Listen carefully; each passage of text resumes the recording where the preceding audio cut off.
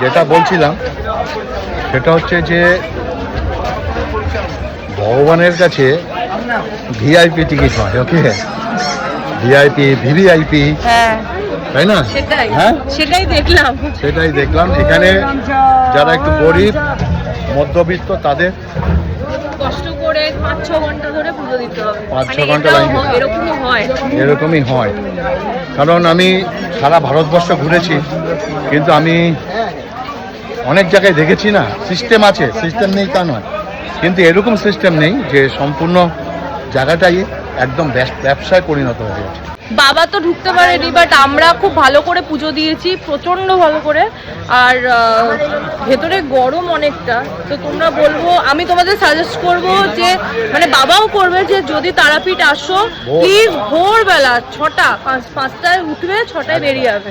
And আমরা যেটা করেছি সেটা হচ্ছে আমরা তারাপীঠে এসে পুরো একদম কিন্তু ইয়ের পাশেই থেকেছি, মানে মন্দিরের ধারে কাছে হোটেল নিয়েছি যাতে মন্দিরে আসতে সুবিধা হয়।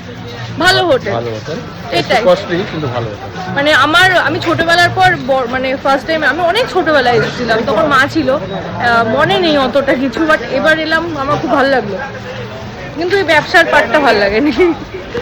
চলো খেতে বসে গেলাম, এখন তারাপীঠ ছেড়ে দেবো। যাবো কোথায় সেটা বলছি, আগে বলবো না, দেখতে থাকবে ভিডিও। আমরা সকলে খেতে বসে গেছি, তমাল আছে, আমার ছেলে আছে, মেয়ে আছে, তো আমরা এখন কি খাচ্ছি সেটা দেখো। সেকেন্ড ডেস্টিনেশনটা বলা যাবে না, সারপ্রাইজ থাকবে একদম, দেখতে থাকো। কিনছিস? হ্যাঁ, মালা। চলো, এই যে হোটেলে উঠেছি, হোটেলের সামনে মালা পেয়ে গেলাম, এখান থেকে মালা কিনবো। কটা নিয়েছিস? হ্যাঁ, তুই নিবি না? ও মালা নেবে না, কি সুন্দর মালা দেখো। চলো তার আগে একটু চা খেয়ে নি, পুজো দেওয়ার আগে একটু চা খেয়ে নি। কিরে, সব বসেছিস? চলো, আমার পা ভাঙা তো, তাই টোটো করে যা। বাড়ির কাছাকাছি চলে আসলাম, দেখো এখানে ডালা নিচ্ছি। আর এটা হচ্ছে মায়ের আঁচল, দোকানের নাম মায়ের আঁচল, ঠিক আছে? এখানে আসবে তোমরা। ভাই তুলছে ভোরবেলা,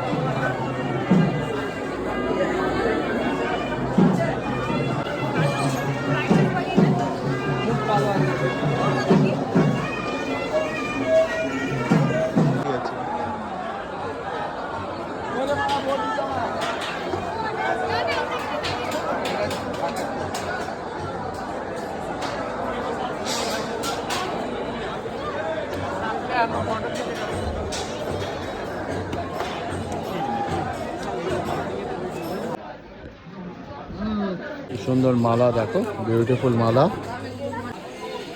তারাপীঠের কত সুন্দর দেখো, প্রচুর ভিড়, আর মালাগুলো এত সুন্দর লাগছে না।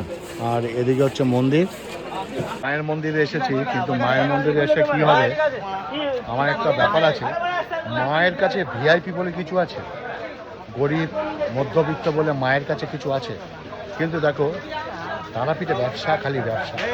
এখানে কি আছে জানো, এখানে ভিআইপি ট্রিটমেন্ট আলাদা হয়, গরিবদের একরকম ট্রিটমেন্ট। শুধু তা নয়, তোমার কাছে যদি পয়সা থাকে তুমি মায়ের জড়িয়ে ধরতে পারবে, যারা গরিব পারবে না। কারণ তারাপীঠটা সম্পূর্ণ ব্যবসার জায়গা হয়ে গেছে, বলো, বিশ্বাস করো। কি বলবো বলো, আমার সঙ্গে সহমত কিনা জানাবে তোমরা। এটা 400 টাকা, আর এটা 360। ওকে, কত সুন্দর প্যারা দেখো, দেখো কত সুন্দর সুন্দর ল্যাংচা দেখেছো, কমলা ভোগ, কালো জাম, প্রচুর মিষ্টি, ল্যাংচার সাইজ দেখো। যেটা বলছিলাম সেটা হচ্ছে যে ভগবানের কাছে ভিআইপি টিকিট হয়, ওকে, ভিআইপি ভিভিআইপি, হ্যাঁ তাই না? সেটাই, হ্যাঁ সেটাই দেখলাম। সেটাই দেখলাম। এখানে যারা একটু গরিব মধ্যবিত্ত তাদের কষ্ট করে 5-6 ঘন্টা ধরে পুজো দিতে হবে। 5-6 ঘন্টা লাইন দিতে হবে। এরকমই হয়। এরকমই হয়, কারণ আমি সারা ভারতবর্ষ ঘুরেছি, কিন্তু আমি অনেক জায়গায় দেখেছি না, সিস্টেম আছে, সিস্টেম নেই তা নয়, কিন্তু এরকম সিস্টেম নেই যে সম্পূর্ণ জায়গাটাই একদম ব্যবসায় পরিণত হয়ে গেছে। চলো কি বলবো আর বলো, কুড়িয়ে কুড়িয়ে হাঁটছি এখন হোটেলের দিকে। আমার সব ভালো লাগে এই ঠাকুরকে নিয়ে ব্যবসা, এটা ঠিক হ্যাঁ, পছন্দ হয়। ঠাকুরকে নিয়ে ব্যবসা কেন, তাই না? এখানে এমনি টিপ পরিয়ে দিচ্ছে বলে 10 টাকা দাও। আরে দাদা তুমি চাও 10 টাকা দেবো, হ্যাঁ। ঠাকুরের নামে টিপ পরিয়ে দিচ্ছ, এটা ঠিক মানা যায় এটা না। এটা মানে দেখছো আমি টিপ দিইনি। ওকে চলো এরপরে কি করছি না করছি দেখি। বাবা তো ঢুকতে পারেনি, বাট আমরা খুব ভালো করে পুজো দিয়েছি, প্রচন্ড ভালো করে। আর ভেতরে গরম অনেকটা, তো তোমরা বলবো, আমি তোমাদের সাজেস্ট করব যে মানে বাবাও করবে যে যদি তারাপীঠ আসো প্লিজ ভোরবেলা 5টায় উঠবে, 6টায় বেরিয়ে যাবে।